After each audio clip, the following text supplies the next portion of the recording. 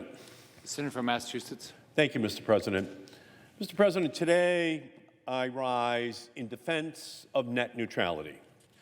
This week marks the 2-year anniversary of the Trump FCC's wrong-headed decision to repeal net neutrality. First, let's be clear about what we are discussing today. Net neutrality is just another way of saying non-discrimination. That's what it's all about.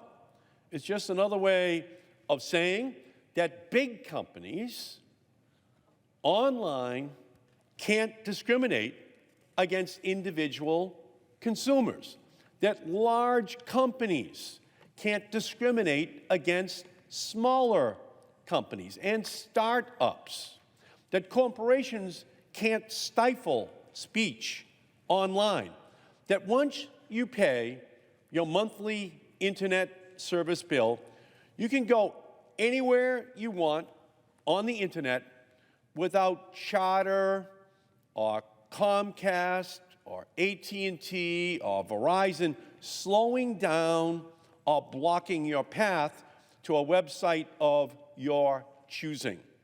Despite all this, 2 years ago this week, the Trump Federal Communications Commission voted to throw out net neutrality at the behest of the broadband barons. And since then, we have watched as countless citizens, companies, activists have continued to stand up and demand that net neutrality be restored. This spring, the House of Representatives took an important step in passing the Save the Internet Act, my legislation in the Senate that would overturn the Trump administration's FCC's decision and restore net neutrality protections. In the Senate, we've already successfully passed the same proposal on a bipartisan basis.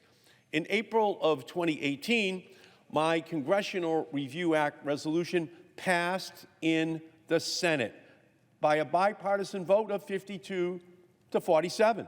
We debated net neutrality, and the Senate decided to join the majority of Americans and support a free and open internet. In that vote, we sent a message to President Trump about what that means: an internet free of corporate control and open to all who want to communicate, engage, and innovate.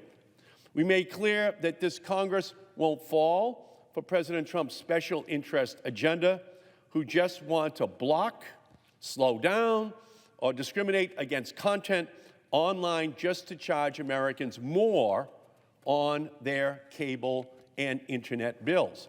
Unfortunately, the rules for a Congressional Review Act that allow just 30 senators to force the majority to schedule a vote is not an option in this Congress, because the right to bring a Congressional Review Act resolution to the floor had a time limit on it, which has now expired. So instead, today, we once again call for an immediate vote on the Save the Internet Act. Already in June, Republican colleagues failed to listen to the voices of their constituents and blocked a vote from happening. And sadly, the Republicans plan to stonewall us again and to block this vote. This is yet another example of the Republican Party refusing to side with the ordinary people in our country: families, small businesses, startups, entrepreneurs, anyone with an idea which needs the internet to get it off the ground. Under Senator McConnell's leadership, the Republicans have buried this bill in their legislative graveyard. Instead of passing legislation, instead of acting on legislation, which already passed in the Senate in 2018 and which passed the House of Representatives this April, Leader McConnell has done little but to confirm unqualified extreme right nominees for the Trump administration. Just listen to some of the bills that Senate Republicans refuse to act on that have already moved through the House of Representatives this year. The Violence Against Women's Act, voting and democracy reform, gun background checks, paycheck fairness, the Paris Climate Agreement. The answer from the Republican leadership is no, no, no, no, no. That is what continues to happen, and net neutrality is part of that chorus of no's which the Republicans aim at legislation which the American people want and need to have passed here in the United States Senate. But the Senate Majority Leader and his Republican colleagues can keep populating the legislative graveyard at their political peril, because this is the agenda which the American people want to see the Senate debating. And they want to see these laws put on the books to protect families in this country, because the issues that they are blocking are enormously popular, mostly have bipartisan support, and net neutrality is one of those issues. The Save the Internet Act, the bill which we are debating today, does exactly what the American people want. It restores the rules that ensure families aren't subject to higher prices, slower internet speeds, and even blocked websites, because the big internet providers want to pump up their profits. That's what today's fight is all about. It's a fight for innovation, for entrepreneurialism, for the American economy, a fight for free speech, the cornerstone of our democracy, a fight for the most powerful platform for commerce and communications in the history of the planet.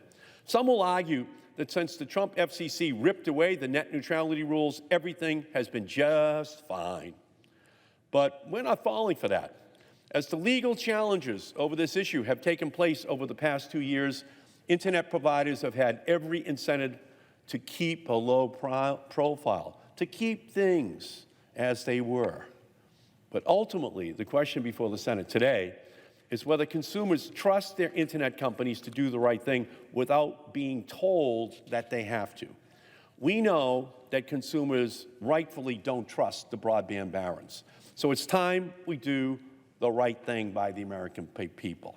And we can start with passing the Save the Internet Act and protecting the internet as we know it. The American people want action now. The Democrats are committed to fighting on their behalf. Net neutrality just stands for non-discrimination online. You can't be biased against a smaller voice, a smaller company, a startup. It's not allowed. That's what net neutrality says to all the big broadband giants. You cannot discriminate. So net neutrality is something that's at the heart of what the 21st century should stand for in this internet age, and I urge my colleagues to support this motion. And I turn to the great leader from the state of Washington, Senator Cantwell. President. The senator from Washington. Mr. President, I rise today to join my colleague from Massachusetts, who's been a leader on this important issue of net neutrality. I want to speak backing up what he has said today about why it is so important that we need to fight to protect a free and open internet. But before I do, I would just like to mention that yesterday we filed a bill dealing with trade enforcement. The reason I bring that up is because today there's going to be a lot of discussion about trade writ large, and it's very important that in the trade discussion that we also have trade enforcement. So much of what we filed yesterday is what we hope to see in an agreement that is now being unveiled, and this builds on capacity building. That is very important. That is to make sure that we have the enforcement capabilities at USTR, and now the capacity and enforcement in Mexico to make these agreements work for the future. So I look forward to discussing that with my colleagues. But I'm really here to talk about how 2 years ago, the Trump administration, basically with the FCC at the helm, repealed net neutrality and put big cable in charge of our internet future. Despite 83% of all Americans and a majority of independents, Democrats, and Republicans supporting a free and open internet, that means making sure that they weren't charged excessive rates, the FCC chose to side with cable companies, and not long after, Verizon throttled broadband service of Santa Clara County firefighters in California when they were in the midst of fighting a massive Mendocino complex fire in 2018. Despite firefighters' urgent pleas to stop the throttling, Verizon refused to do so. Now, for those who don't understand what throttling is, we are always concerned that without rules of the road, that companies would slow down some access to internet sites. Why is this so important? Because we don't want an internet where it's based on how much you will pay, how fast the broadband access. We think that to slow down important sites like public service sites or any sites, or base an internet on how much you pay, is the wrong direction. So more importantly, we need to make sure that we are policing this. So even today, as we have no federal agency with clear authority to adopt hard and fast rules to keep this situation from happening again, we need to keep fighting to say. Another example, wireless carriers have been accused of potentially throttling subscribers to Netflix, YouTube, and Sprint, and allegedly interfering with competitive Skype services. So again, another example of why we have to keep our message about a free and open internet, no matter where we live, or where we're accessing the internet. It is long past time for the Senate to vote on Save the Internet Act, something our colleague from Massachusetts has been a leader on. Our bill would restore the protections for a free and open internet by the Obama FCC in 2015, which would say no blocking, throttling, or paid prioritization to be allowed. The FCC would have the flexible legal standards by which to address concerns that arise from these big cable company threats and a threat to the free and open internet. So again, I thank the senator from Massachusetts for his leadership, persistent both in the House and the Senate, on how important this is. As my colleagues know, these issues are going to be very important issues for the future, not just about privacy that the senator has also been a leader on, and I very much appreciate that the hometown newspaper wrote a glowing endorsement of the legislation you and I have just recently introduced on privacy. But in understanding that in an information age, you have to give consumers rights. You have to give them the right to privacy, and you have to give them the right to a free and open internet that is not controlled on speed, that is not controlled in saying if you pay us more, we'll give you the access. This is going to be a key communication tool for the 21st century, and it needs to be open. So I thank my colleague for raising this important issue, and I continue to work with him and our other colleagues to make it the law of the land. I thank the President, and I yield. Mr. President, our ranking member on the Commerce Committee, as always, has framed the issue of net neutrality and consumer rights appropriately, and I'm going to speak for just a few minutes, and then on behalf of our side, on behalf of the Democratic caucus, Senator Markey, our friend from Massachusetts, will propound a unanimous consent request, and I think then a note that the chairman of the committee is here and we'll have a bit of discussion. Mr. President, a bit of history on this. Senator Markey introduced the first net neutrality bill as a member of the other chamber. I introduced the first net neutrality bill here in the United States Senate, and I think it's important for people to understand right out of the gate what this issue is all about. Real net neutrality empowers the consumer. After they pay their internet access fee, they get to go where they want, when they want, and how they want.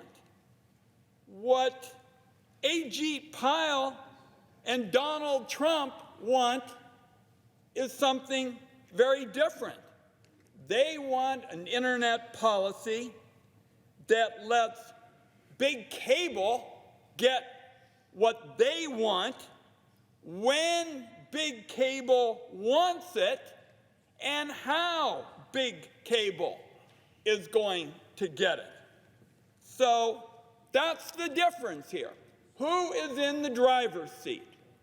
Senator Markey, Senator Cantwell, and I say that what the beauty of the internet has always been about, and it's real simple, is that the consumer is in the driver's seat. We don't have an information aristocracy with lanes and all kinds of favoritism for the powerful and the influential.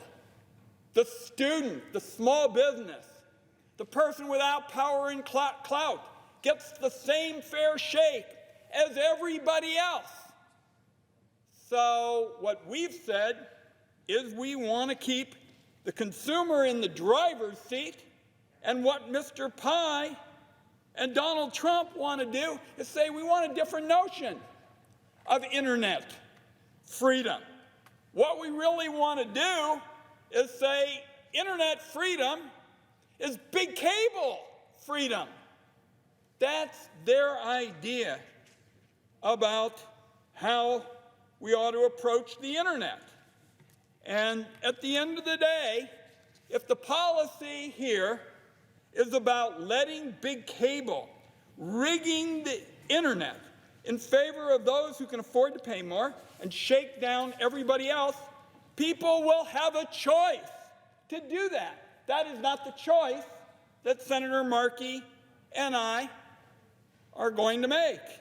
Cable companies are already tricking people, tricking them into buying so-called unlimited service plans that limit their service. People have uncovered the way they have throttled service for particular users, including first responders, in times of emergency. Mega mergers involving telecom and entertainment companies also limit competition and threaten to balkanize the internet. Senator Markey, we're talking about fracturing the internet into small bundles that cost big money. That's the vision that the cable companies have. Without net neutrality, you head in a direction where consumers pay a lot more for entertainment and information, and small businesses have got to scratch their head and say, how in the world am I going to compete with the big guys online? Fortunately, the courts said recently the Trump administration can't overrule states on net neutrality. My home state of Oregon, looking forward to being home in a couple of days, having town meetings. That's what I like the most. People speak up for issues like fairness and net neutrality. I'm going to hear about it this weekend. Other states have policies like Oregon's as well.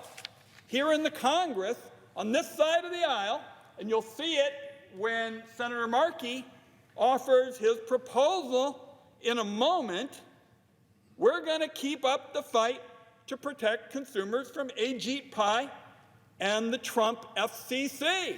We still have that vision of the original internet that Senator Markey and I talked about when he offered the first proposal in the House and I offered the first proposal in the Senate. What could be more simple than putting the consumer in the driver's seat? Say, you can go where you want, when you want, how you want. And now we're talking today, years later, about the cable companies being able to say they're going to decide those very issues. So I'm very pleased, and I think it's very appropriate, that after years of leadership on this issue, in both the other body and here in the United States Senate, that Senator Markey is going to speak for our caucus on this issue, calling for the Senate to press his legislation to have a truly free and open internet for the entire country. If you don't get the Markey proposal, folks, what you're going to see is big cable companies keep ratcheting up the cost of internet access bit by bit, little by little. And by the way, their strategy is to do that little by little, Senator Markey, because they're hoping that nobody ever complains and nobody notices. Well, I'm telling you, Senator Markey and I in our caucus, we figured out that the cable companies are trying to disguise price hikes and data limits by flashing discounts on bundles of content in the end. But what the cable people are talking about is a bad deal for consumers. It's a bad deal because Ajit Pai and Donald Trump want to put big cable profits over the interests of the typical American. Senator Markey, with my full support, I appreciate your offering this legislation today. We're going to be working with you to keep up this fight going forward, and I look forward to the discussion. I noticed that my colleague from the end of the alphabet and my friend, the chairman of the committee, is here, and we'll have a little back and forth. And Mr. President, I yield the floor. Mr. President. Thank you, Mr. President.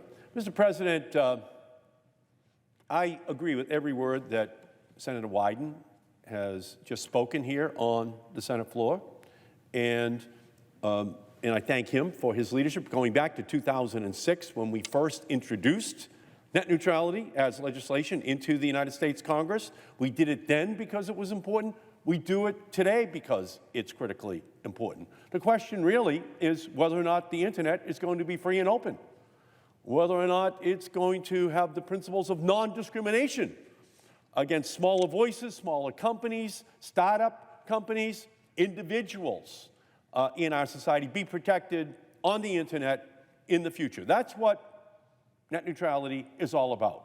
We are on the right side of history on this issue. Every day that goes by further instructs us as to how central the internet is in our country and on the planet. And ultimately, it has to be open. It has to be free. It cannot have non-discrimination built into it because a small handful of huge companies decide that they have a right to discriminate. So I thank the gentleman from Oregon. I thank our leader on the Commerce Committee, Senator Cantwell from Washington State, for their great leadership on this issue. And Mr. President, as if in legislative session, I ask unanimous consent that the Commerce Committee be discharged from further consideration of S-682. Further, that the Senate proceed to its immediate consideration, the bill be considered read a third time and passed, and the motion to reconsider be considered made and laid on the table with no intervening action or debate. Is there objection? Mr. President, reserving the right to object. The senator from Mississippi. Thank you. And of course, there will be an objection at the end of my remarks. But let me simply disagree fundamentally with my friends on the other side of the aisle about who is on the right side of history. And I would simply offer to my distinguished colleagues and to other members of the body that we need only to look at what has happened during the past 2 years under the Ajit Pai, Donald Trump FCC and compare it to what happened to the internet under the approach being advocated by my colleagues today.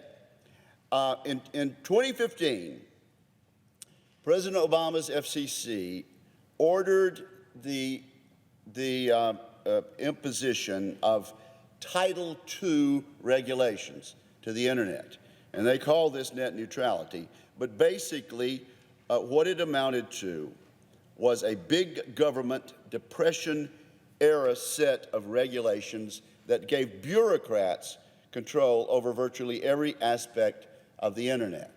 They implemented this in 2015, and here's what happened. Broadband investment decreased dramatically during the next 2 years. This was the first time in history, in the history of the internet, that broadband investment had decreased outside of the times of a recession.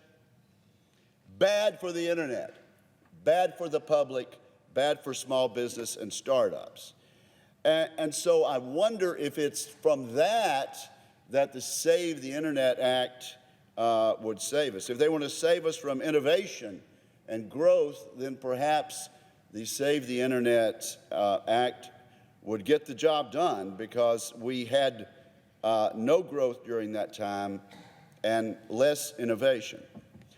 So then 2 years ago, the new FCC came in and did away with some of these big government Depression-era regulations that scared off investment, particularly the Depression-era Title II regulation, as if the internet was going to be governed like a utility company from the 1930s and 40s. Did away with that, and what has happened since that time? In the 2 years of America operating under what my friends would end with this legislation, more Americans are connected to the internet today than ever before. We have faster internet speeds than ever before.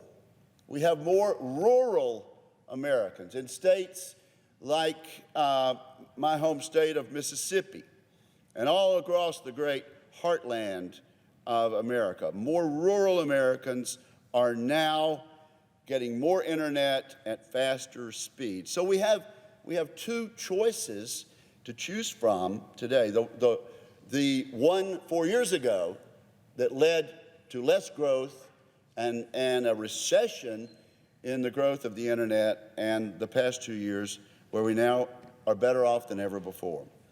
But I will agree with my colleagues in one respect.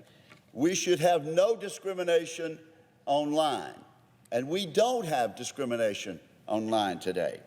There are no lanes, as my friends on the other side of the aisle have said. There is no favoritism in what we're doing. We just have prosperity and huge growth in the internet.